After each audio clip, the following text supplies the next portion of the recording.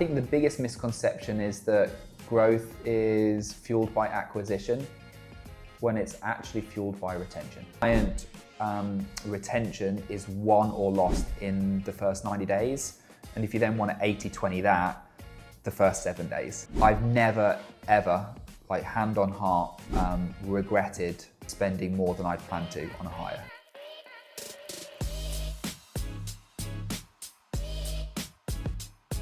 James Reynolds, founder of SEO Sherpa. Thank you for joining us today on the Agency Growth Club. Thanks for having me, Josh, on your podcast, but in my town today. So yeah, it's good to be here. Yeah, so we're in Dubai today. And obviously if you've been following James on socials, he's been based here since 2006. So that's what I'd love to dive into first, because again, we were talking about this briefly before.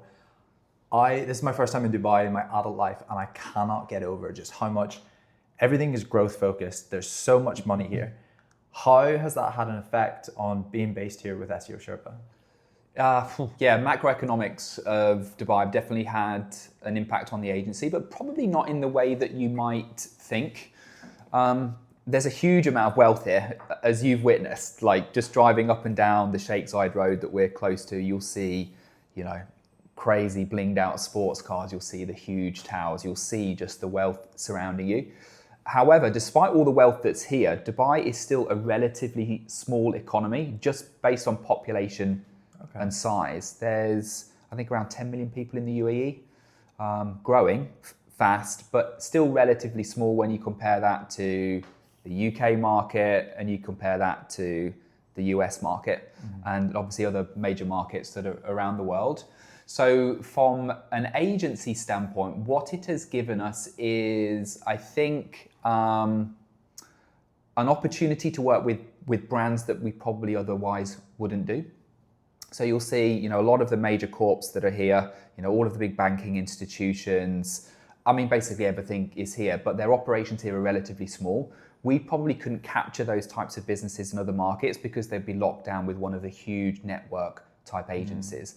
But our roster has been built here with some of these really credible names that's helped us a lot. Also, I think probably the second advantage to us was its strategic positioning.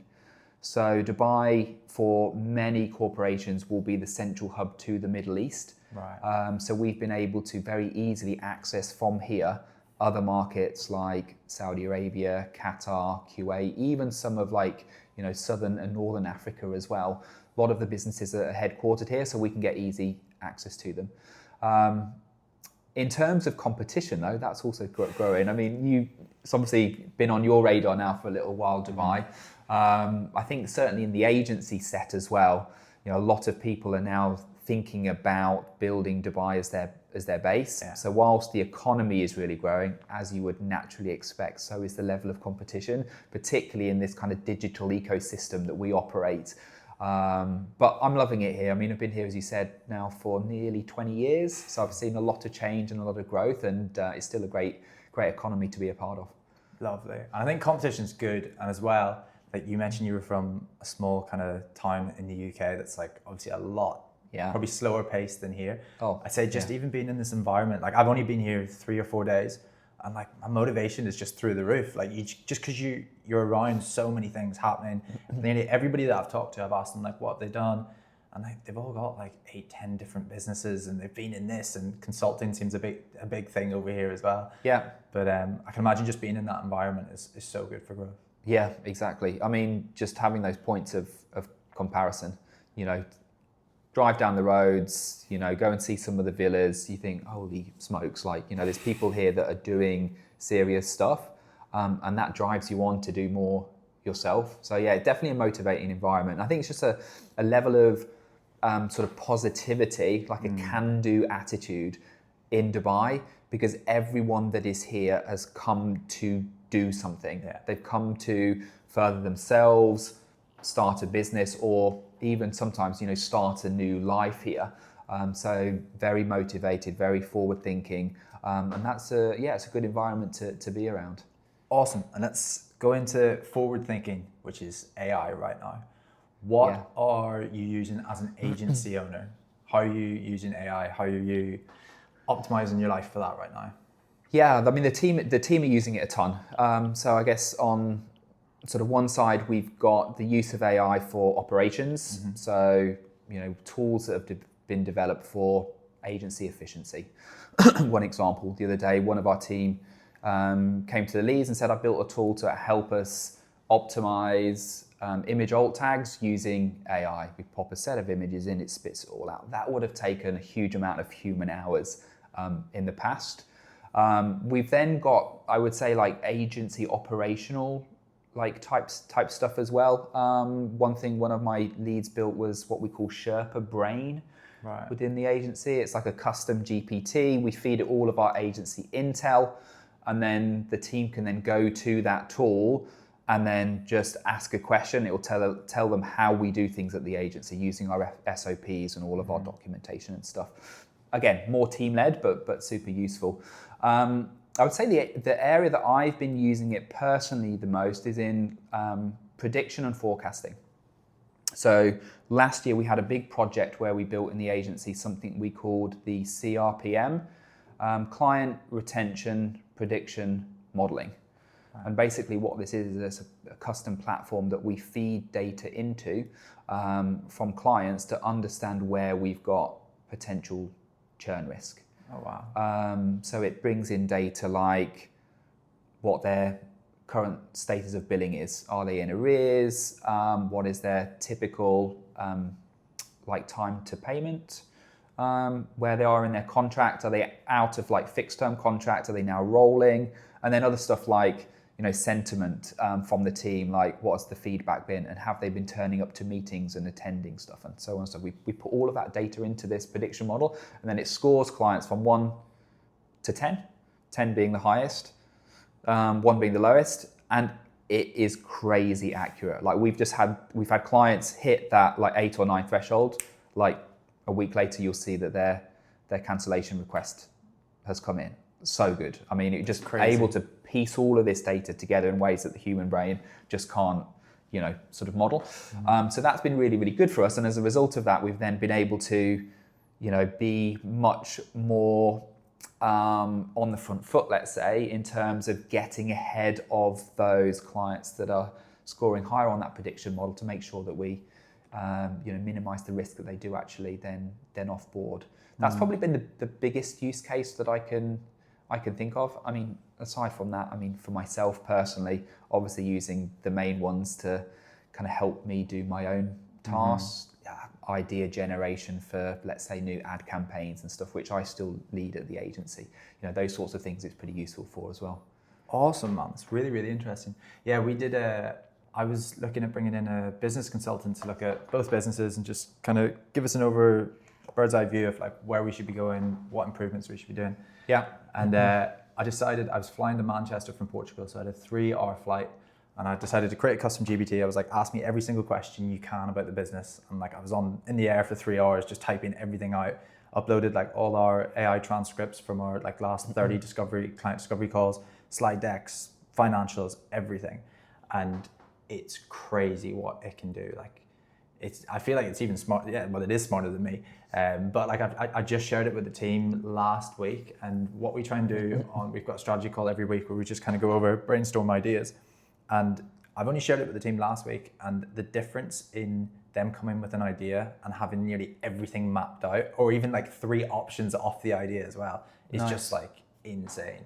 Yeah, that's also a great use case. We've as well used it for analyzing the sales process.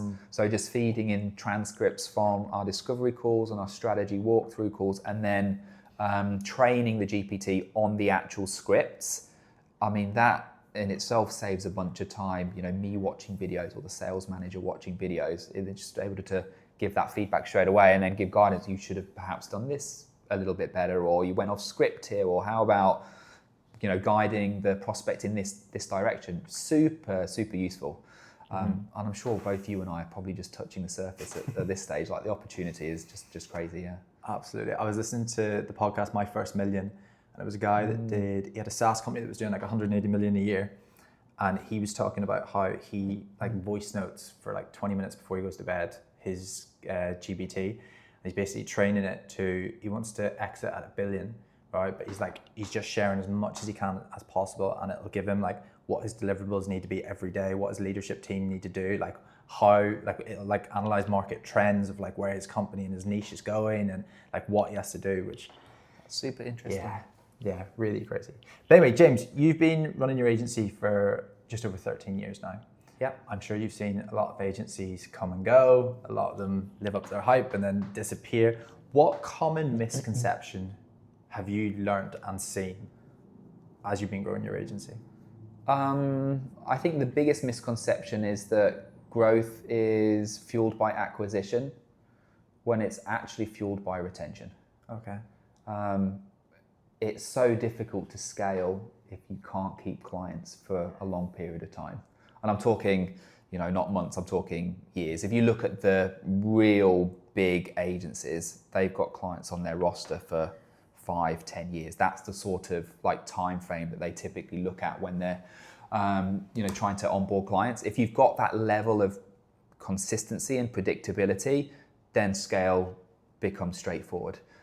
Also the hardest thing to actually nail down and actually really get a good process for. Mm-hmm. So I'd say that's probably the biggest one, and we've put a lot of effort into that area in the last 12-24 months, just like iterating the process, making improvements to try and improve retention. Obviously you need a good acquisition engine, but it really is built on solid foundations of good retention. And what kind of things are you doing to improve your retention? Honestly, it's a myriad of things. Yeah, there's no necessarily like one big thing that has been like the key driver, but it's more been a series of 1% incremental gains like done over time. I can give you a few that I know that definitely people should consider. One would just be, as obvious as it may sound, long-term contracts. Mm-hmm. So shift from short-term, if you're on a 3-month or a 6-month basis, shift to at least 12, or where you can. Some businesses are very fine with 24 and 36-month contracts, especially if you go into bigger businesses. They do not want to make a change within 12 months because the operational drag for them to go through the tender process and the RFPs again just is not worth their while. So if you can get a lot of those, then that's really helpful. Of course, the byproduct of that is you're getting people to think with the right sort of mindset around how they should be approaching the activity, especially if you're in SEO. Like SEO is a long-term activity. You're setting the right sort of expectations, and you're also attracting the right sort of business who's thinking long enough and has the available cash and liquidity to make sure that those sorts of things are funded. So that definitely would be one thing. The second one I would say at a sort of macro level is that a client retention is won or lost in the first 90 days. And if you then want to 80-20 that, the first 7 days, that really is where things are set up for success or set up for failure. So we're really, really hot on the first 7 days, like onboarding experience, and we just try and make it the absolute like wow experience. So literally as soon as the contract signed or the payment drops in, whichever is the trigger for that client, we're on the phone within 5 minutes of that saying, everything's locked in, just wanted to let you know, here's what the next step of the process is. We get that set up. We send them gifts. We do all that sort of stuff to make sure that first 7 days experience is just like, wow, like these guys know their stuff.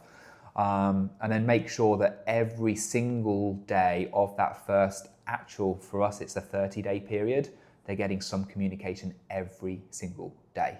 And that could be a communication of, we're working on something, just to let you know, it's being worked on and we'll send it. It could be sending a deliverable. It could be sending a surprise deliverable that they haven't even signed up for.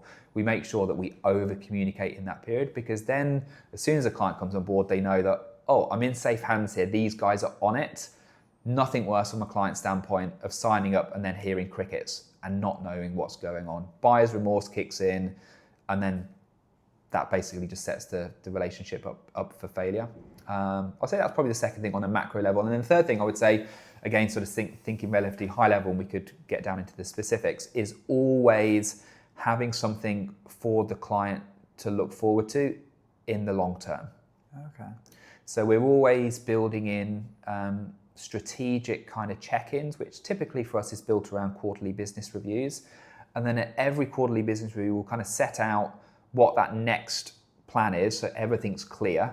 And we're not just following a repetitive process that the client gets bored of and doesn't think is having an impact on the business. We always come up with new stuff, but then we're always positioning something just outside of that time frame for them to look forward to.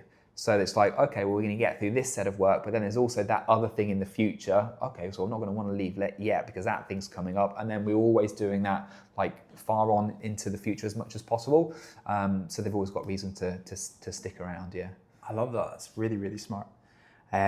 Awesome. And then James, again, you've been running your agency for 13 years. I'm sure you've made some expensive mistakes along the way. What's the most expensive mistake you've made in your agency career?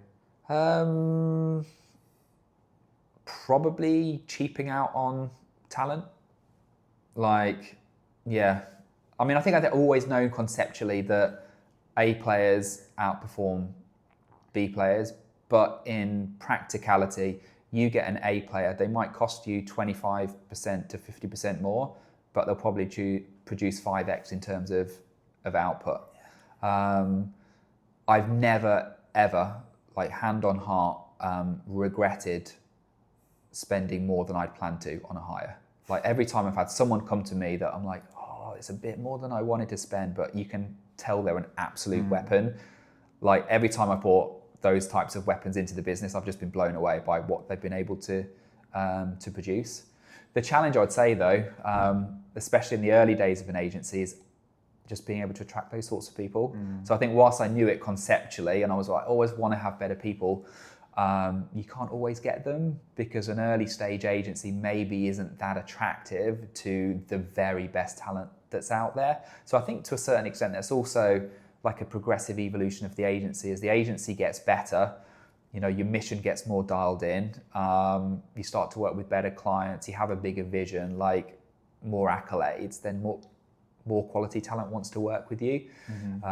So in the early days, it is harder, but I would say as much as you can afford and a bit more than that probably you feel you can't afford, like go for it, because if you genuinely can find those sorts of talents, they will produce for the business, and you'll know it, like gut feeling, you'll know it when you come across those people. I love it. And you mentioned attracting A players. So like we've worked together, and like you guys are great in terms of benefits, clients, everything. Like you've got that attraction method dialed down. But you guys have got a 6-stage interview process. So you're obviously using those expensive lessons to like, okay, let's not let it happen again. But take us through your 6-stage interview process. Yeah, it's pretty extensive. I had the foundations of this actually in the previous company that I was working with, my only job. There's a really good book called Topgrading by, I think it's Jeff Smart. And it's about that thick. I mean, it literally is War and Peace, like ridiculously detailed, like hiring process. There is now a second version that's much shorter. You might be familiar with, I think it's called Who now. Yeah. So focus on the who, not the what. Is that it, or is it just called Who? I think it's just called Who. Okay. There's also Who Not How, which is another good book that people should read, along a similar vein. But yeah, I mean, that's where I kind of got the structure and the premise, and we've kind of refined it over time as we've really understood where the levers are. And I think that's probably good advice for people as well. Like, we'll start with a proven framework, adapt it according to what works for your business. So we start off with as good an attraction process as possible. And I think of that like we would do marketing the agency. We need to have enough impression share and be visible enough to enough people. And then we have to have a funnel that brings those people into the application process. So we try and get as much exposure out there as possible, and that's done, through our own, let's say, employee-led branding activities. It's then also with like specialized recruiters like you guys. We try and get seen in all the right places. Then in terms of the actual process, we start off with like a chemistry call. Are they a good fit? Do they fit the main criteria of the role? Could we see that this person could proceed through the application process and be a good fit? Give the candidate an opportunity to kind of get a feel for us, and obviously from our standpoint, basic checklist. Is this a good candidate to proceed with? Mm-hmm. Second stage would either be an assessment or a culture fit interview. We rotate those depending on the role. Assessment is literally getting the applicant to do the work that they're going to do in the role in as close a simulation as possible, within the time permitted. Trialing on the work is the best way to get a gauge. So those are all specific to the roles. So if you're hiring a technical SEO, there'll be some form of technical SEO task they do. If it's a copywriter, copywriting related, etc. Culture fit, super important for us. We've hired some absolute legitimate weapons that have then been a really bad culture fit. Yeah. We've also hired people that have been a great culture fit that also have been not particularly good at their work. So there's a balance there, right? That one we do on Slack as a typing or text-based interview. So no camera, no audio. A lot of people ask us, well, why do we do that? There's two reasons. One is a lot of communication in the agency is done over Slack. So it's good to test people. Are they clear in their communication in that type of setting, whereby you could know that if they're communicating with other team members, there'll be no miscommunication, everything would be understood. The second one though, which is really important, is to remove visual biases. You would be surprised, and there's a lot of data on this, how actually just having someone on a video interview actually is going to bias you towards certain candidates over others. Perhaps those that look like you, attractive, might have some impact. If you can remove that and just assess them based upon, at this stage, their actual skills and their culture fit, then you can remove that as much as possible. So I think, that's stage 3. Stage 4 is what we call the A-player interview, and that's just where we do a career history walkthrough. The thing there is just what someone's done in the past is the best predictor of future success or failure. So have they, achieved in their previous roles, and has that work been aligned to the sort of thing that we want them to do in this role? That's basically the premise of that interview. That's typically the longest one. That's stage 4. Stage 5 would be then what we call a focus interview. And that's really just where we're digging into the accountabilities of the role. So every single role before we start the hiring process has a clear set of accountabilities laid out. The function of this role is to do 1, 2, 3, 4, 5.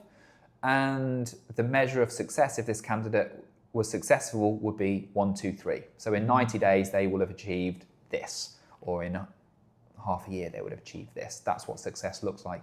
And then we just basically question them against that. We say, okay, accountability number 1 is this. Tell us about your biggest success in this area. Tell us about your lessons learned. How do you do things? What's your approach, etc. That's the full interview process. Once we get to the end of that, then we should be in a position to make an assessment and then score.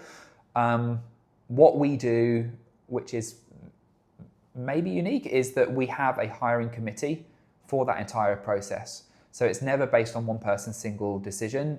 Everyone is involved in the scoring, and they do scoring in private. So they're not ever aware of what other people have scored. We then, at the end of that hiring process, come together and everyone writes up a hiring recommendation sheet. What is the scoring across all of these areas?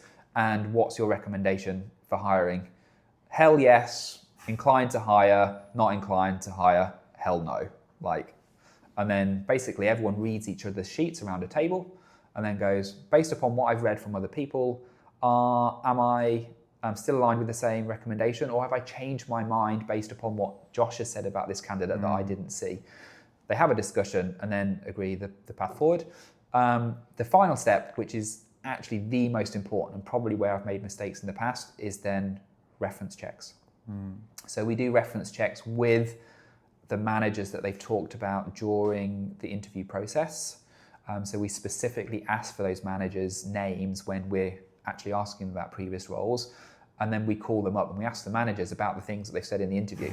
It's oh, such and such said they struggled with this. Was that a fair assessment of their time at your company? How would you rate them, etc. And then where possible, we do off-the-record reference checks as well.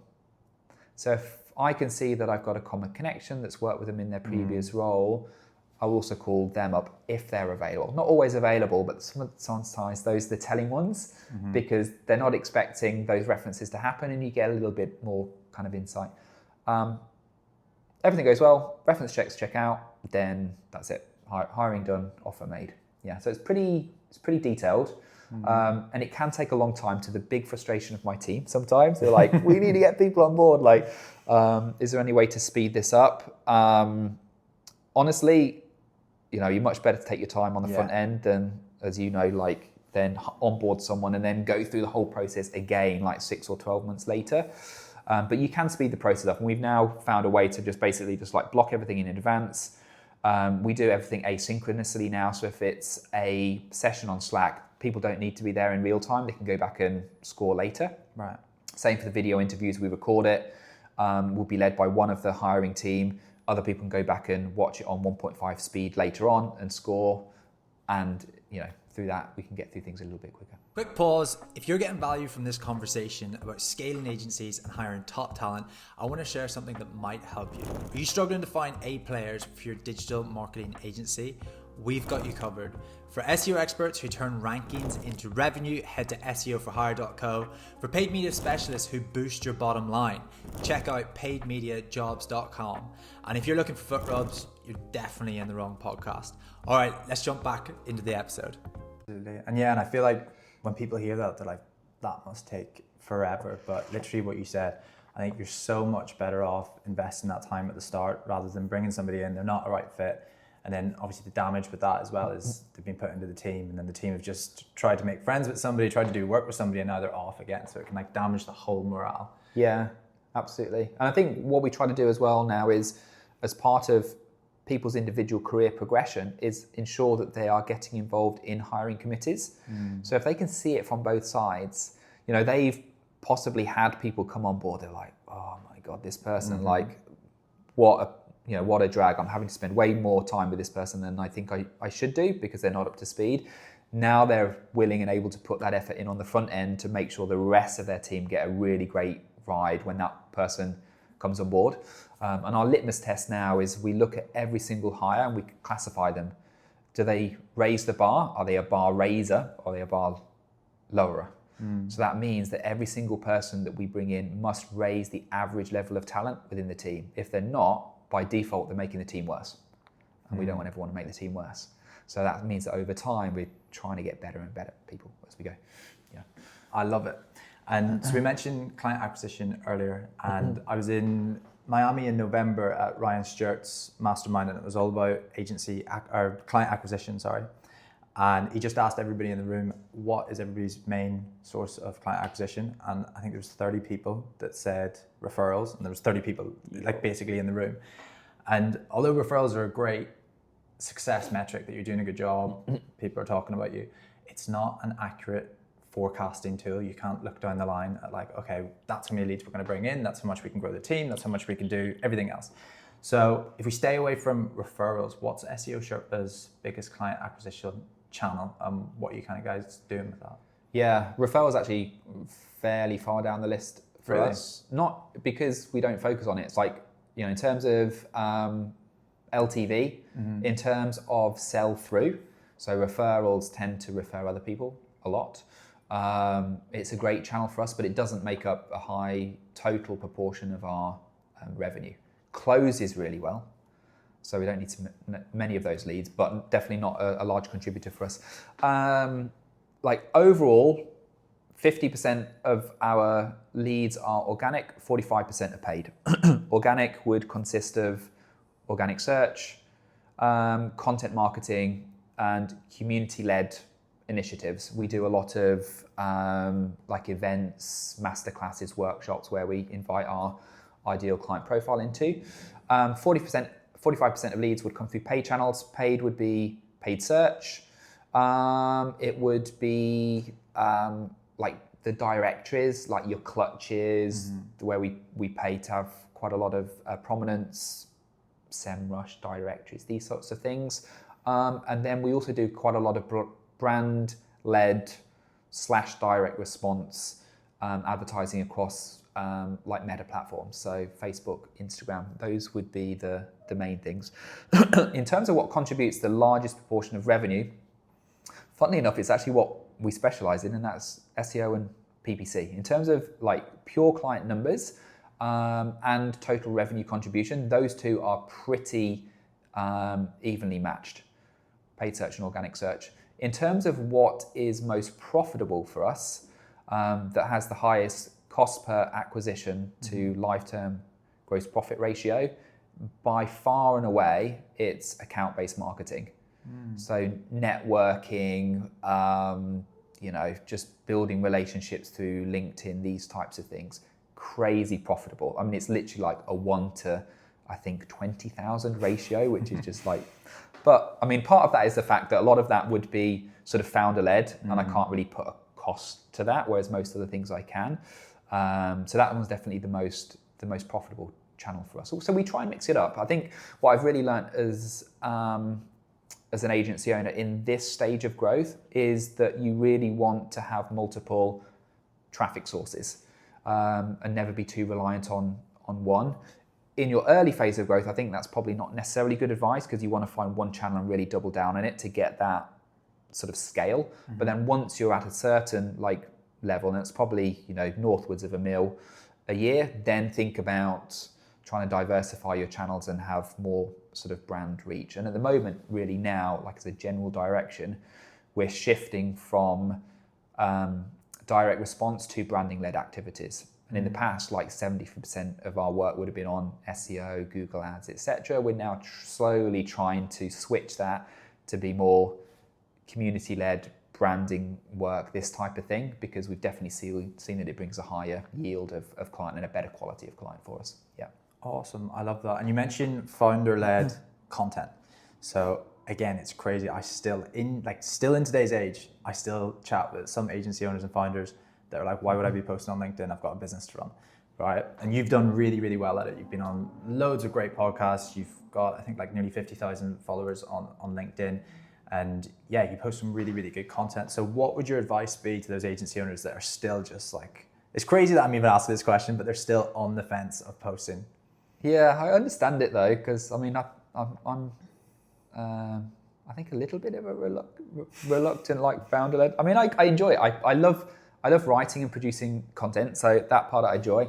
I don't know that I enjoy so much having my face out there that much. I quite like to be in the obscurity sometimes, but I think it's definitely. I mean, it's without doubt incredibly valuable.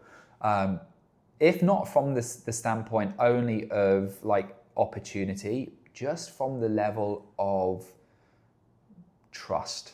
It will help your conversion process markedly if you are a visible founder.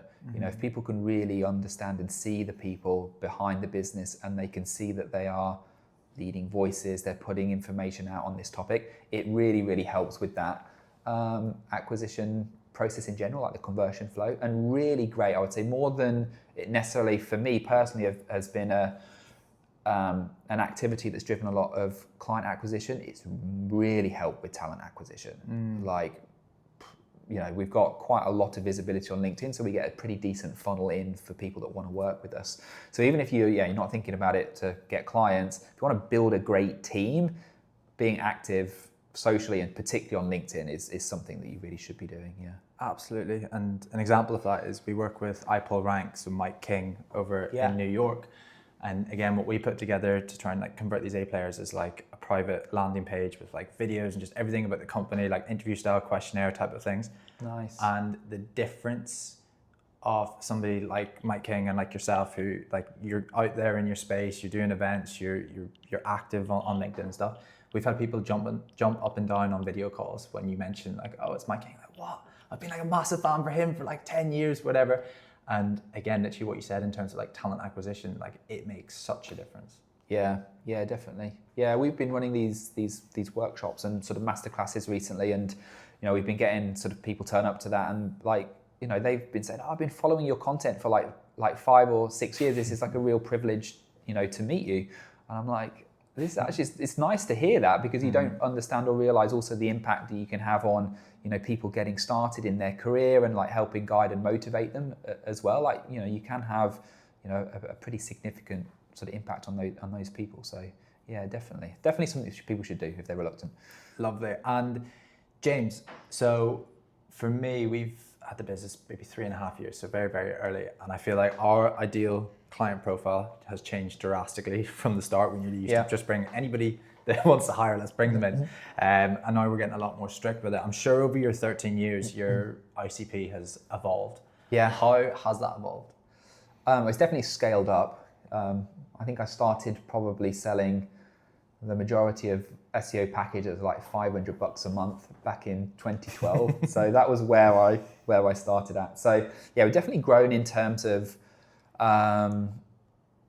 like revenue yield and like size of retainer. And I'd definitely encourage people to move upstream as much as they can. Profitability is much better at that end of the market, and typically it's going to build you an agency that's much more enjoyable, because you'll work with people that are just easier, they get it, probably a bit more respectful, and that's simply because there's less in it for them. As they're not literally putting down all of their savings or their available cash and sort of requiring your service to work. They've got longer term views, other channels in play, things are much more distributed for them. So yeah, definitely gone upstream. I think the other thing that probably is a focus for us, particularly more recently, is thinking about ideal clients being those that have throughput opportunity. So we really now look to find clients that are not just themselves a great fit, but have the opportunity to take us on board for more services and sell us through into other businesses. So for now, we're really actively looking to work with conglomerates where there might be dozens, if not hundreds of businesses within the portfolio. Okay. Quite difficult to get into those, but once you are in, the opportunities, if you do a great job, just open themselves up. So you mentioned that, like a couple talking about the businesses that you've seen in Dubai. Most of the organizations here are like family offices. So you'll hear of the Altayas and the Alpha Tames, and they will literally own the rights to hundreds of brands beneath them. So if we can get in with one of those brands and do a great job, we're then looking for opportunities. Well, can you introduce us to this, this company or that company? And that just gives us opportunities of scale. Yeah. Yeah. You need to try and attend a networking event where they're just all in one place. Yeah, it would be great, right? Awesome. And then James, cash flow, it's something that I don't hear talked about enough on the likes of LinkedIn and so forth. But cash flow, a lot of people can have problems with it, especially early in their agency. What kind of cash flow strategies have you guys got in place? Yeah, get paid up front is the big one, and as much up front as possible. Two reasons why. One, obviously it brings cash forward and allows you to fund everything, but it also sets, again, those longer term expectations and reduces what we call the look back window. So if you're getting clients, I say ideal scenario, get paid up front, and even monthly up front is good, right? Pay on the first day of the month, we deliver the work to the 30th day of the month, then you get another payment and you deliver the work. That's great, but still the look back window is quite short. Right. So every single month when they need to then pay you again, even if that's a debit off their credit card, and certainly if they're having to actually initiate a transfer from their bank account, they're assessing, what have these guys done this month? Was it worthwhile for me? And every single month they're then making a decision, do I need to, or should I continue to invest in this? So as far as you can get that period extended out, the better. So our default now is monthly credit card in advance or quarterly transfer, again in advance. But where possible, we even try and get clients, and many will pay, a year up front. Really?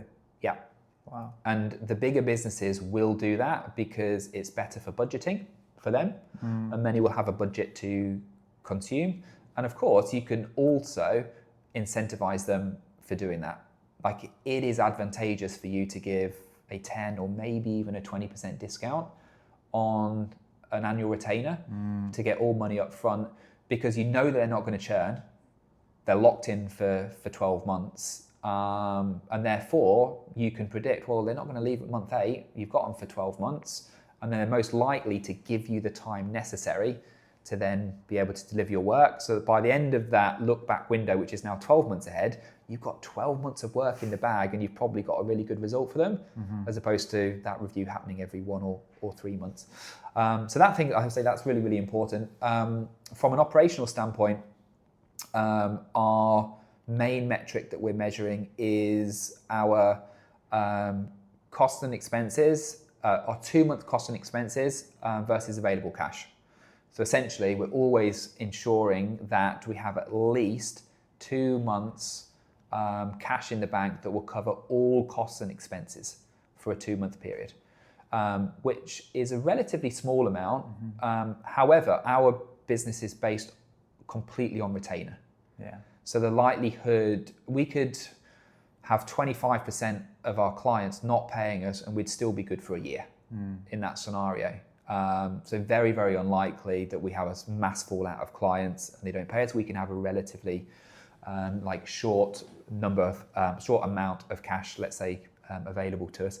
And then operationally, I mean, if we're really in a massive growth spurt and we've got unpredictable cash flow, we're literally just looking at a spreadsheet like every single day. Like short-term cash flow statement, we've got all of our incomings in, all of our outgoings out, and we're just making sure that we look good for the next typically 30 to 60 days, give or take. We don't need to do that all the time, but sometimes, if you're doing the big hiring spree, you've got major investments going out, you've got some of these clients that are paying you annually all coming together, there's maybe a little bit more unpredictability versus like a regular kind of month-to-month scenario.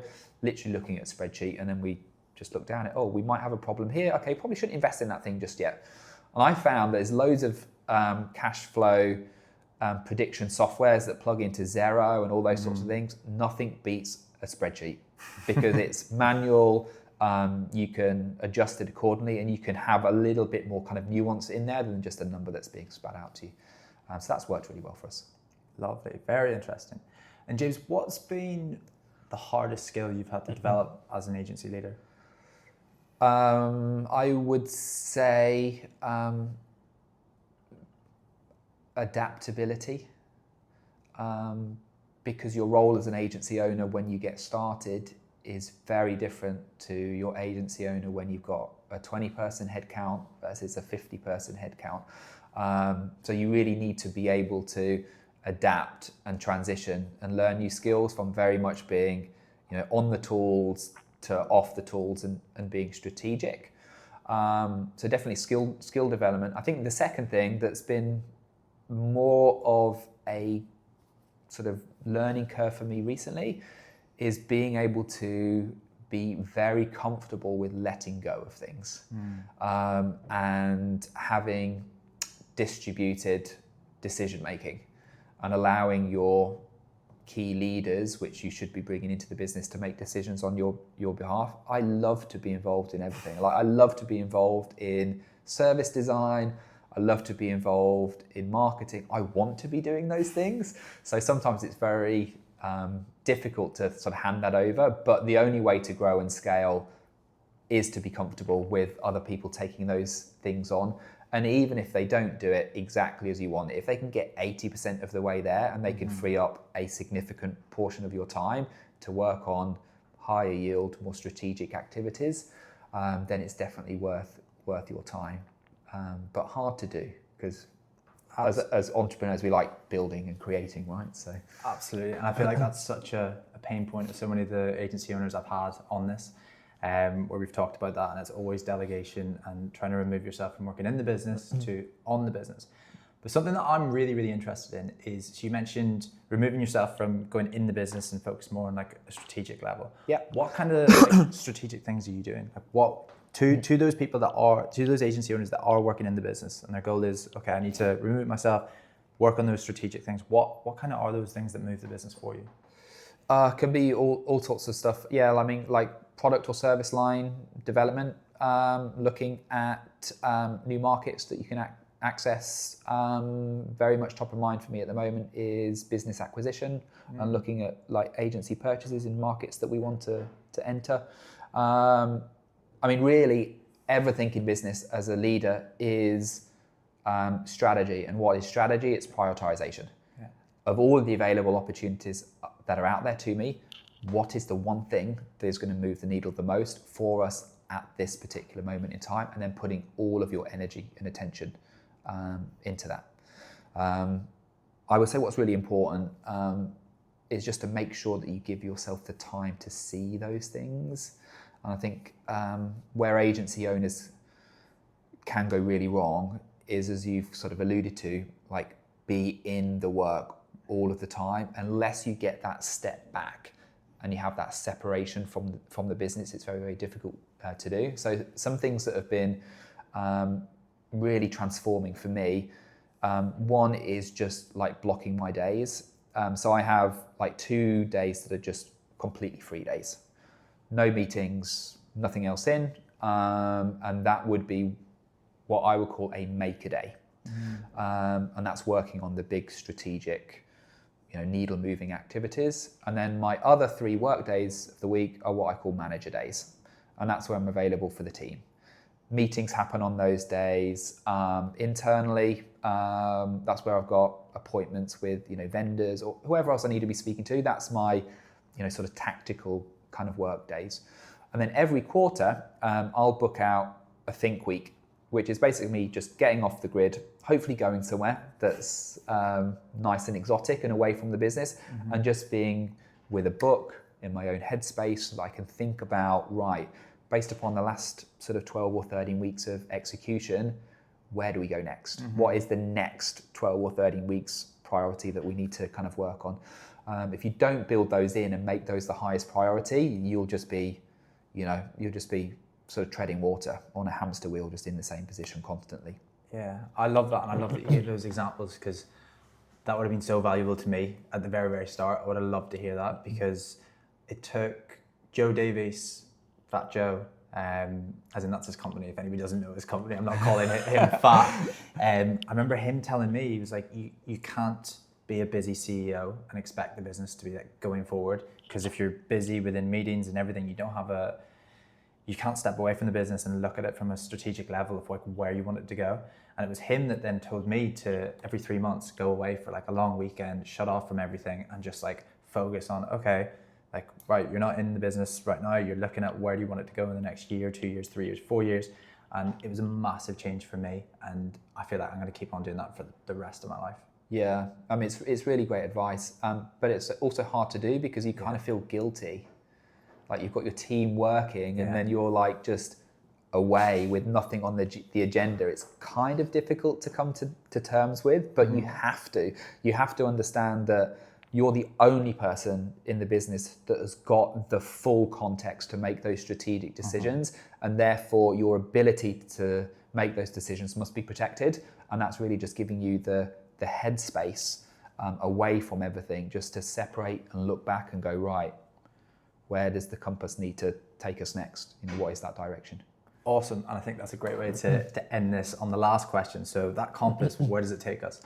Where is James Reynolds and SEO Sherpa going to be in the next 10 years? What does the future hold? Well, I'd like to think I still have the agency. I'm still very much enjoying it at the moment. We're making, strategic shifts. We're changing our service set, and we're definitely looking to really move strongly into other markets. So I hope that we've been successful in that, and the agency is flourishing and thriving, working with bigger, better clients, making more money, all those sorts of things. But my long-term vision is actually to have a holdco.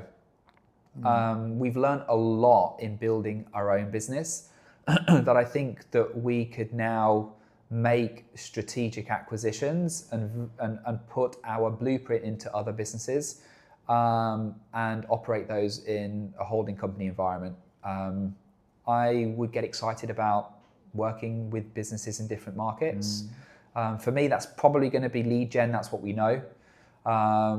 probably service related, because that's also what I know, both in this business and my former life managing a photography studio. So I would hope that in 10 years time we've got a little portfolio of companies that we've acquired that are also doing really well, and sort of utilizing the blueprint that's been successful for us in SEO Sherpa to help them scale. And that will get me over my kind of entrepreneurial, like, I don't know, crazy mindset that I need to be involved in making lots of different things and playing around with stuff. It will probably pander to that quite effectively. Awesome, man. Well, look, I wish you every success in that, and hopefully we'll get you back on when you've got that big holding company, and we can talk more about that. That'll be fun. But thank you so much for coming on. Where can people follow along your journey?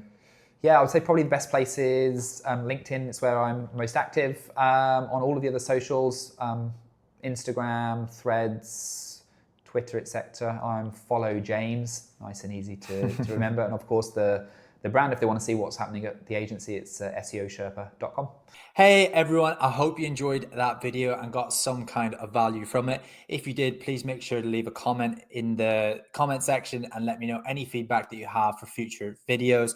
And of course, hit that subscribe button, because we will be releasing videos every single week. So you're going to want to stick around. Thank you, and see you in the next one.